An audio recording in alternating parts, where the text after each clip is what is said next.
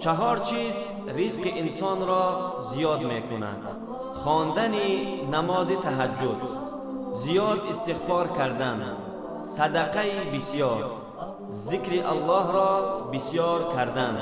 4 چیز در بدن انسان قوت پیدا می کند: خوردن گوشت، بوی کردن خوشبو، بسیار غسل کردن، پوشیدن لباس پختگین.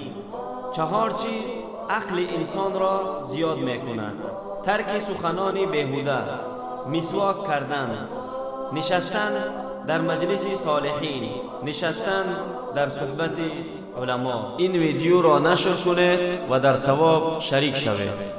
و السلام علیکم و رحمت الله و برکاته.